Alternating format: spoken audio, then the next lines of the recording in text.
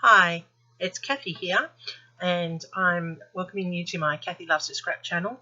First video for this layout.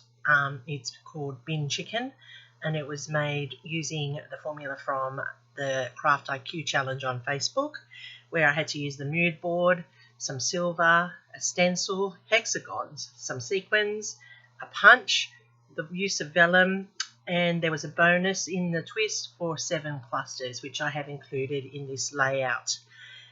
This is my first attempt at a video on my creations, and I apologise for the clumsiness, but it is a learning curve as well. I hope you enjoy the process, and I hope I explain how I did this layout pretty quickly and clearly for you. Okay, so first of all, I chose my photos, and I have 2 here of the ibis. Now, the ibis is an Australian white ibis, and they are actually quite common. I then have stencil that is a bought stencil from Craft, and ones that I created myself when I've punched out elements that I need to use on there. I've collected all the little bits that I'm going to use to build my clusters, and I have selected my papers, which are a Craft as well. So let's start. I'm going to first of all clear it off so that you can see I have my papers to the side, and then I always start my pages with a base. I like a border. I find it very finishing for a page, and so using a 12 by 12 cardstock, I will cut out the center of it because it will become my mounting board and other things that I use through the project. I will cut out measuring 1 inch from the edge all the way around so that I can make this. Now, I do this with all my layouts, and sometimes I use the border, or sometimes if I'm just using the paper, I'll do it and keep the border for a later layout. So today, after I cut out this, using it, I would have my border frame, which is necessary for my page. You don't have to do this. This is just how I tend to do it. I like to keep the maximising of my papers so that I can create more with them. Okay, now using my 12 by 12 Craft paper, and I will cut off and trim off the border at the bottom.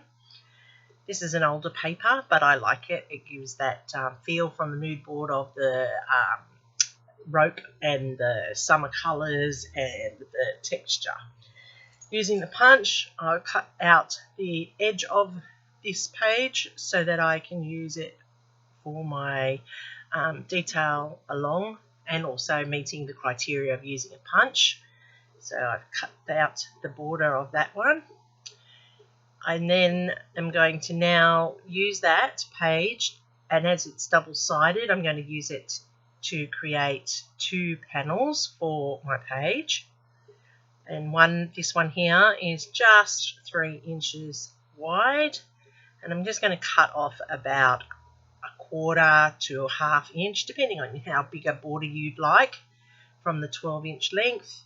And I'll do it on the other side as well so that they match. And then this I put down, and sometimes it's tricky, and I make sure that I get it exact, because when I'm matching up my borders on the paper, I want them to be exact. Now, I use double-sided tape, and I always tape around my edges, so that's one side, and here's the side with the pouch. Now, I have drawn myself a little sketch to remind myself of what I would like to do for it to see. I've got 2 panels, I've got the border with the punch, and now I'm just going to build my layout. Next, I get my pattern paper, and this sheet is a Graphic 45. So as you can see, I don't use the same brands always together in a page. I tend to go for colour, and I mix and match my papers through my colour. This one was about 4.5 inches wide, and that's going to be my strip across the middle. And I'm using that to create the feel of summer and the feel of brightness and the mood board. It's got flowers in the background of that paper as well. I'm then going to get some mulberry paper, because I like texture on the paper, and that's adding to the texture from the mood board. It's in the colours of the mood board. So from this mulberry paper, I'm going to cut a strip out of it, and then using water down the centre, I'm going to put a line using the water, because that makes it easier to tear. Now, mulberry paper is a favourite. It gives you texture with some detail. You get lots of different colours, and it used to be very, very popular a long time ago in scrapping. Not so much now. You don't see it as much, but I like it. I have lots and lots of reserves, and I like the effect it has on the page. So it gives a material effect when it's actually paper. Now I'm going to tear the mulberry. That's what the water did. It allowed me to break the fibres apart, and that's going to give it a ragged edge, which will give it that fibrey feeling. And when you carefully tear it apart so that you've got the two strips. And I'm going to use those on the layout. So you can see the rough edges there. Now I will apologise, at times my video is out of focus. As I said, this is my first time. I will get better, I hope, as I progress. But we'll just see how this one lasts. So I now am going to stencil. And I'm using the Kaisercraft one with the lattice print on it. And I'm using Distress Inks from Tim Holtz. The colours I've chosen to use are Gathered Twigs, and I've also got the Vintage Linen, which I know isn't very popular with people, but I actually like that colour. And then I have an orangey colour one, the Antique Linen, sorry, and I use Wild Honey as well. And as you can see, I now have the stenciling in place, and I'm going to put in my mulberry paper. Put down my strip of tape. Now I use double-sided tape. You can use your runner tape, you can use glue. It's up to you what you choose to do. Now I run that through the centre of my stenciling because I want my stenciling to mirror my elements as I put them in. And as you can see here, I'm just placing that strip of mulberry paper as a base, and that will be the base under my main strip.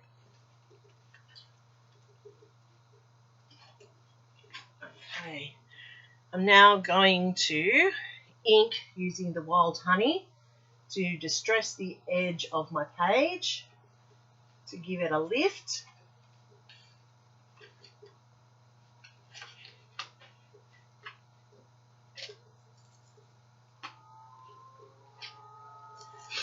And that's now done to both sides. I'm now going to cut another strip using this blue flower paper, which is the second side of the Graphic 45. And I actually like this paper. It's got like a little sunflower on it. I'm cutting that to be 7 inches long, and that's going to go in underneath this strip of paper to break up my design, as I made a little template for myself to follow. I'm thinking I'll move it across so that it fits not exactly on the edge but leaves some gap, and I put my double-sided tape case, and you can see that my stenciling doesn't peek out enough, so I'm just going back and adding a bit more. Now I've done that tape there, put down only one side this time so that I've got movement, because I know that my mulberry paper's got to go in underneath, which I'm going to add here. Now I have got that double-sided tape on there, so I don't need to put a full row along here. I'm just going to put the ends to capture the mulberry tape down into place. And once that's in, I can put my mulberry paper in. It's very important that you get that in there. Now put that in under that flap so that I've got it sticking out and giving it a textured edge, something different, adding to the feel of the page. I'll take off this strip now because I want that to now be in place, and make sure that that's nice and flat. So there's the base of my layout in place. Now I'm going to start looking at adding the elements to it. Looking at my sketch again, I can see that I now need to move to my photos, which I will matte. I'm going to matte the first main photo 3 times just to make it lift off the page. Just a little bit more each time so that it comes out and you just see that it sticks out from the page. I'm going to put my photo on the side to a slant because my second photo is a hexagon shape which I'd previously cut out. I use a template to do that. I draw on the back of the photo and then I cut it out with scissors, and then I will take that into place, because once I'm happy with that, you can see that I've used the back of that paper there to cut out some hexagons, which I'll show you on the placement very soon. And as you can see, I maximise everything, and there's one of the hexagons there. So I'm just going to place it out slowly and work where I want these to sit. These are going to become my 7 clusters. So you'll see that I'll work with these, and I build them up from scratch. I have lots of little bits that I'm going to add to them, and I'm going to meet the criteria that way. These will cut out on my Cricut. I have a very old Cricut expression, and I need to upgrade, I know. That's my goal this year. But I love this machine. I've had it since 2010, and it still goes, and it's still very reliable. I'm using the hexagon here, cut out from the George and Basic Shapes cartridge device. I'm now putting these into place where I think they'll sit on the layout. They may change as I place them based on my sketch. I'm seeing that I'm not really happy with where they are at the moment. I'm sorry that it's slightly off screen. As I said, this is my first attempt, and I will get better at it. But you're getting the idea that the placement isn't permanent just yet. I now have some vellum hexagons which I want to complement it with. So I'm using the vellum from the requirements. I've cut out these hexagons as well using the Cricut, just placing them. I have some smaller ones which I'm going to pop in behind as a highlight. Just as you can see, I'm playing and arranging around with it. Don't like to just have it in one spot, but I will move it until I'm happy with that part of the layout. So now that I'm looking at it, I can see that I've got my 7 elements starting to build. This last hexagon here, I'm not really happy with it there. Just have a look and see. No, I think I will move it. No, it's not good down the bottom, but I'm just trying to find the balance. And I think if I put it up here, I'm going to get the effect that I'm after. Yes, I'm happy with that. So now I can start working on these, and I'm going to quickly edge these with gathered twigs. That's from the Tim Holtz Distress range, and I'll quickly ink up the edges. And what I'm doing now is I'm putting the vellum into Xyron 150 stamp maker, because it makes a sticker, and vellum, you know, you don't want to see the glue behind it, and I find that this is the best way to attach my vellum. I've also cut out with a die some leaves that I'm going to use in my clusters. These leaves are like a leaf branch, and the best thing about the 7 with the elements, it's like all things with scrapbooking. If you're using odds, it's pleasing to the eye. It's dealing with a Fibonacci number and nature, so these clusters of 7 actually allow the eye to roam the page nicely. I'm just putting in the last of my little bit of vellum that I'm going to need to create, and as you can see, I've now put them through the sticker maker. I'll take off the backing, and these are now sticky and won't leave a mark on the page where the vellum is going to stick. So I'm going to place down the vellum ones first, because they're now like a sticker, and they will be what I use to build my vase, because I'm going to use the more solid hexagons as a feature. And like the stenciling, the vellum is being used like a shadow or a replica of the main event. So I'm slowly adding these into place where I had them placed, so they'll build up the effect that I'm after. And the vellum makes it so much easier when it's a sticker to place and you don't have to fuss with it. And they're just going in nicely, and as you can see, the hexagons fit, and I now have my 7 elements built. I've got these glitter wooden pieces that are the letters, and I'm putting in the title. It's called the Bin Chicken. Now, Bin Chicken, like I said, is the White Ibis. I chose these photos because at my school, when we were in lockdown, the bin chickens or the white ibises started to take up residence in the school grounds, And every morning when I walk back from gate duty, I see them in the playground, so I took these photos. And it's my little joke to the Department of Education's new inclusive policy where everything is inclusive. So even the bin chickens are included in our education. So I'm now just going to pop up these more solid hexagons to be the bases for my element clusters.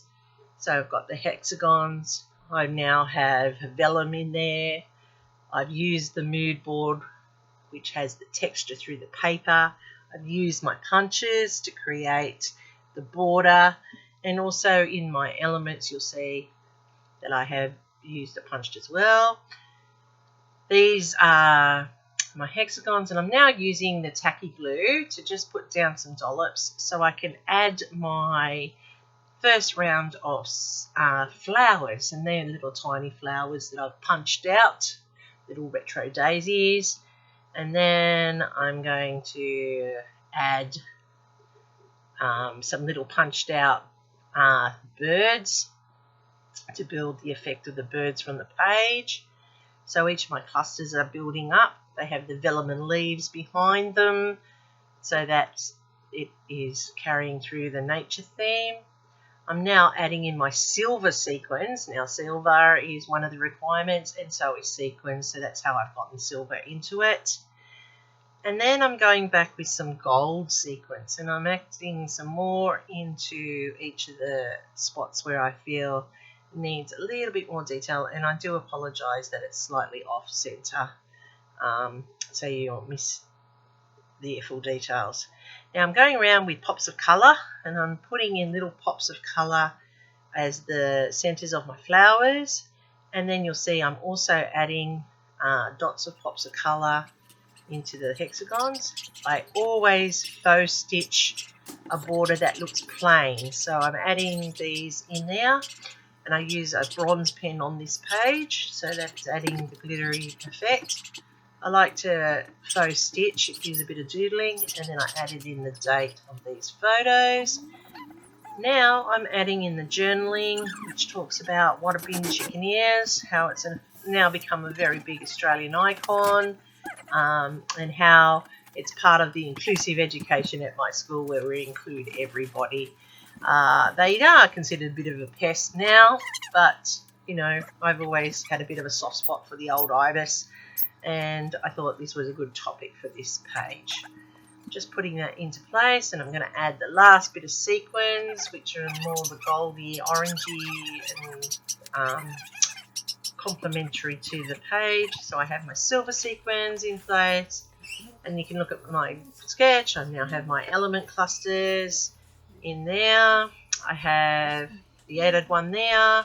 I've added two here instead of the one over there, so that's where I've got my 7 clusters in place. I have my title, and I have my 2 photos, and you can see that I have built using hexagons as a main frame of my layout. So here's my layout. I hope it's been insightful for you. I really enjoyed it. It was a challenge, and it was also fun to do, and I look forward to opportunities to share with you in the future other layouts